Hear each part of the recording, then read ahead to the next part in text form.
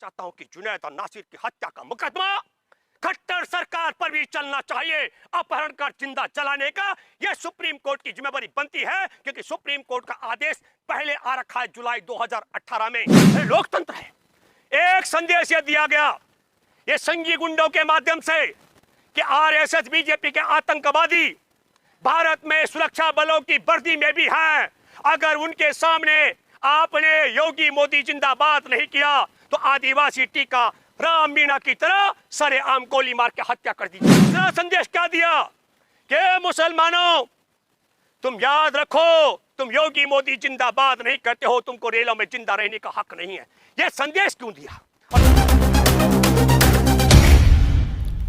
देश की सच्चाई सच छुपने नहीं देंगे। नमस्कार, मैं हूं भूपेंद्र रावत और मैं आज आपके साथ ये जो नूह का दंगा है उस पर बात करने से पहले आपको एक याद दिलाता हूं। हमारे देश में अभी DY चंद्रचूड़ जो मुख्य न्यायाधीश हैं, दीपक मिश्रा मुख्य न्यायाधीश थे। जुलाई 2018 का जिक्र कर रहा हूं।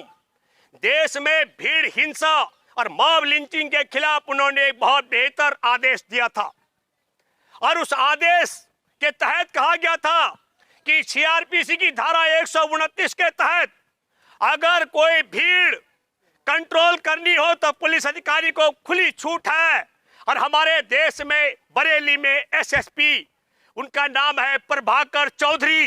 प्रभाकर चौधरी ने सुप्रीम कोर्ट के मुख्य न्यायाधीश की अध्यक्षता में 2018 में दिए गए हिंसा, भीड़ और मॉब लिंचिंग के खिलाफ CRPC की धारा 129 के तहत स्वविवेक से फैसला लेकर के भीड़ को तितर बितर करने के लिए लाठी चार्ज करने का जो काम किया था, उसके लिए देश को बधाई देनी चाहिए प्रभाकर SSP चौधरी को।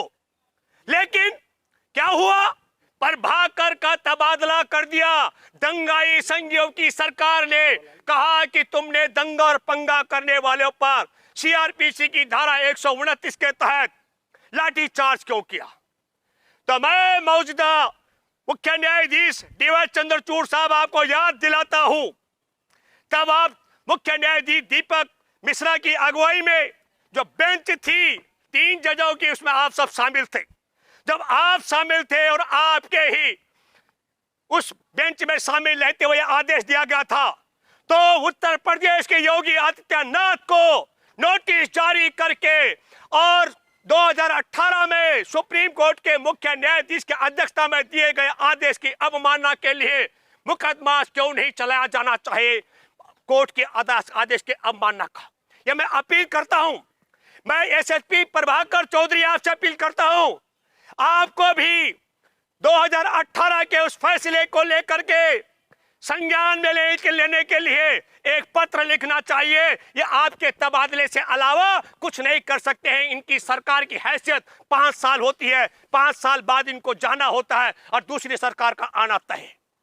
अब दूसरी तरफ देखिए, मैं आपको बताना चाहता हूं, नूह में इतिहास है भारत का।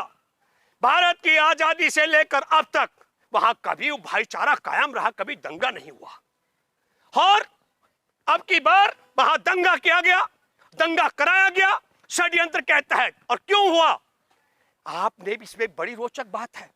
ये दंगा कराने के षड्यंत्र के पीछे देखिए क्या है। एक काउ टास्क फोर्स है और वह काउ टास्क फोर्स है, उसमें गौ रक्षकों को भी शामिल किया गया है।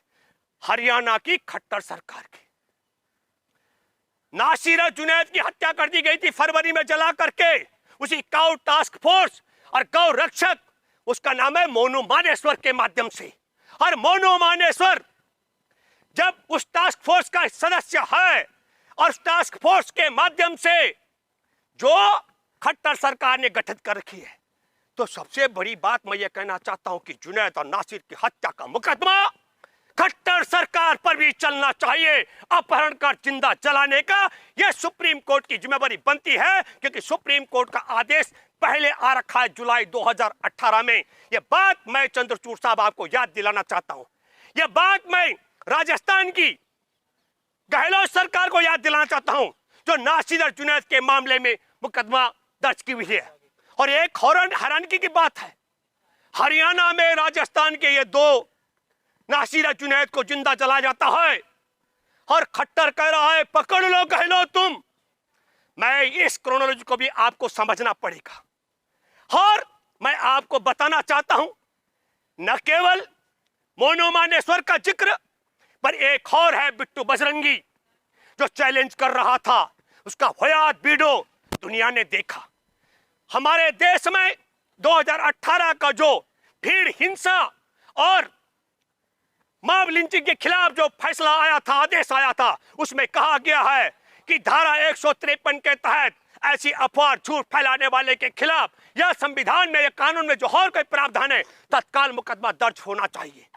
तो देखना रोचक होगा कि वहां पर जो धर्म के नाम पर जुलूस निकाला जा रहा था, उसमें जिस तरीके का बिट्टू बजरंगी का वह बयान था, हरियाणा की खट्टर सरकार ने और नूह की जो पुलिस है उन्होंने बिट्टू बजरंगी के खिलाफ उस धारा के तहत मुकदमा दर्ज किया है कि नहीं, यह महत्वपूर्ण है।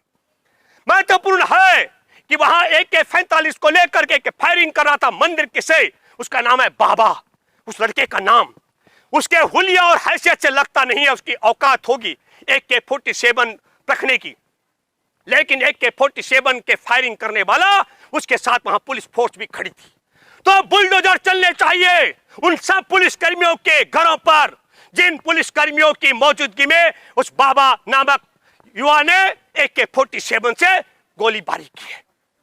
तब यह हैरानगी की बात हो रही है जहां देश में कभी दंगा नहीं होता था।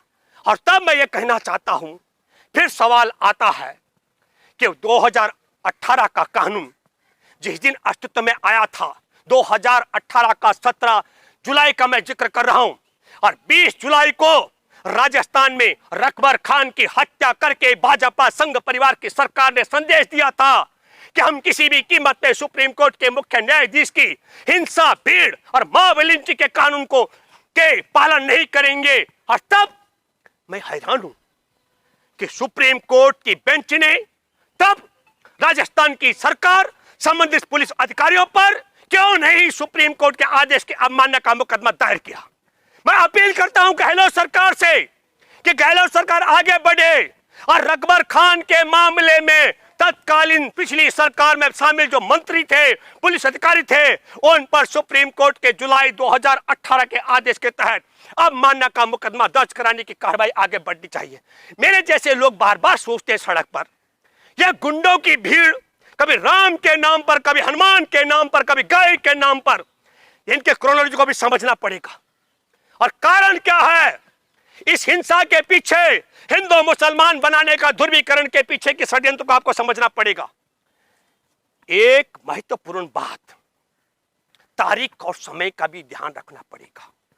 महत्वपूर्ण क्या था, हमारे देश की सुप्रीम कोर्ट में मुख्य न्यायाधीश की अध्यक्षता वाली बेंच मणिपुर में जिस तरीके से आदिवासियों पर जुल्म ढाए जा रहे हैं, उनकी बेटियों को, बहुओं को नग्न किया गया, फौजाइन को नग्न करके परेड लगाई गई हो, बलात्कार किया गया हो, और सरकारी खजाने से जो हथियार हैं उनको लूट करके, उनके बूते लूट कर, क्या वो सरकार है बीरेंद्र सिंह ने सौंपे हैं उनको, बीरेंद्र सिंह की सरकार ने जो हथियार सौंपे हैं उनके बूते, उनकी बर्बरता करने का जो फैसला, क्या फैसला देगी मुख्य न्यायाधीश की बेंच, इस पूरे से ध्यान भटकाने के लिए दो बड़े कारण हुए। एक, जो रेल में चेतन सिंह चौधरी ने, एक पहले सुने, चेतन सिंह, हाँ चेतन चौधरी, हाँ शर्मा, चेतन शर्मा ने क्या किया, चेतन शर्मा ने सबसे पहले एक आदिवासी ASI अपने सीनियर को, ASI टीकाराम मीणा को इसलिए गोली मार दी कि आदिवासी टीकाराम मीणा ने मोदी योगी जिंदाबाद नहीं कहा, मोदी योगी का नाम देने से मना कर दिया। अरे लोकतंत्र है। एक संदेश यह दिया गया ये संघी गुंडों के माध्यम से कि RSS बीजेपी के आतंकवादी भारत में सुरक्षा बलों की वर्दी में भी है, अगर उनके सामने आपने योगी मोदी जिंदाबाद नहीं किया तो आदिवासी टीका राम मीणा की तरह सरेआम गोली मार के हत्या कर दी जाएगी। और दूसरा संदेश क्या दिया कि मुसलमानों तुम याद रखो, तुम योगी मोदी जिंदाबाद नहीं करते हो, तुमको रेलों में जिंदा रहने का हक नहीं है। यह संदेश क्यों दिया? और तीसरी बात कि पूरे भारत में जो माहौल बन गया है कि देश को बचाने के लिए NDA को हटाना होगा, मोदी को को भगाना होगा और इंडिया को लाना होगा। ये जो चर्चा सार्वजनिक परिवहन व्यवस्था में होने लग गई है, इससे लोगों को डराने का षड्यंत्र है। इसलिए मैं देशवासियों आप सबों से अपील करता हूं, आदिवासी, मछुआरे, दलित, भूमिहीन, किसान, नौजवान, महिला, पुरुष सब इकट्ठे होकर बसों में, रेलों में, जहाजों में, मेट्रो में हर जगह चर्चा करो कि न देश को बचाने के लिए, संविधान को बचाने के लिए, देश के भाईचारे को, देश की सीमा को, देश के सेना को और देश की व्यवस्था, किसान और जवान और महिलाओं को बचाने के लिए नरेंद्र मोदी और एनडीए को भगाना होगा। मैं सैल्यूट करता हूं। हरियाणा में नूह में जहां आग लगा दंगे करा थे, उससे पहले जाट बड़े मुखिया लोगों ने ऐलान किया, कहा कि जाट का धर्म देश में अन्न पैदा करना, जवान पैदा करना, पहलवान पैदा करना, देश में भाईचारा, इंसानियत पैदा करना, ये हमारा दायित्व है। गुजरों के मुखिया ने भी ये सब किया। इनका इतिहास देखिए आप, कहीं ये मीर भोज के नाम पर गुजर और राजपूतों को लड़ाते हैं। हमने फैक्ट फाइंडिंग रिपोर्ट की थी, हरियाणा में जाटों के कत्ले आम कैसे इन्होंने कराया था। आपने मराठों पर भी इनका अत्याचार देखा होगा और राजस्थान में भी रेल की पटरियां गोलियों से, खून से सन गई थी। ये सब जानते हैं। इनसे पूछना पड़ेगा कौन हिंदू है भैया। जाट जाट हो गया, गुजर गुजर हो गया, मराठा मराठा हो गया, राजपूत राजपूत हो गया। अरे कहीं और घटना भी है। उत्तर प्रदेश में जब दुबे के घर में बुलडोजर चल रहा था, उस नब्बे हायता के साथ क्या हुआ वो सब जमाना जानता है। तो वो फिर कौन हिंदू है। पर मैं ये बात आपके माध्यम से कहना चाहता हूं, 31 तारीख को यह संदेश और दिया गया कि मुख्य न्यायाधीश ये मत भूलो, जिनकी हिफाजत में तुम हो वो वर्दीधारी भाजपा आरएसएस के आतंकी भी हो सकते हैं। चेतन की तरह जो रेलवे पुलिस फोर्स का जो आदिवासी टीकाराम मीणा और मुसलमान यात्रियों की हत्यारा था। और दूसरी बात कि तुमने क्या कानून पास किया भीड़ और मॉब लिंच के खिलाफ। देखिए हम नूह में जहां कभी दंगे का इतिहास नहीं हुआ, वहां दंगा करा सकते हैं। तब मैं कहना चाहता हूं सुप्रीम कोर्ट के बैठे मुख्य न्यायाधीश की अध्यक्षता वाली बेंच और तमाम जजों से, जान तो जाने की चीज है और मौत आने की चीज है। हमको भी बहुत धमकियां आती हैं, हम बाकियों की तरह रोना नहीं रो सकते हैं। लेकिन मैं एक बात दावे के साथ में कह सकता हूं, ये परिपाटी और परंपरा खत्म करनी पड़ेगी। हमारे देश में इनके खून से हाथ कैसे रंगे हुए हैं। हरेन पांडे की हत्या इसलिए करा दी गई क्योंकि मुख्यमंत्री कायम रहने के लिए नरेंद्र मोदी को सीट चाहिए थी। यह उनके पिता का है। हमारे देश में तड़ी पार रह चुके अमित शाह को बरी कराने के लिए जस्टिस लोया की हत्या कराई गई। हमारे देश में, हमारे देश के अंदर 2013 में बने भूमि अधिग्रहण कानून को बदलने के लिए तत्कालीन ग्रामीण विकास मंत्री गोपीनाथ मुंडे की हत्या करा दी गई। और मैं ये कहना चाहता हूं, इन हत्याओं के सिलसिले के ही रूप में अभी इनका वोट बैंक खिसक रहा है। आदिवासी, पिछड़े, दलित, गुजर, जाट, मतलब बड़ी संख्या ब्राह्मण, राजपूत भी कई खिसक रहे हैं।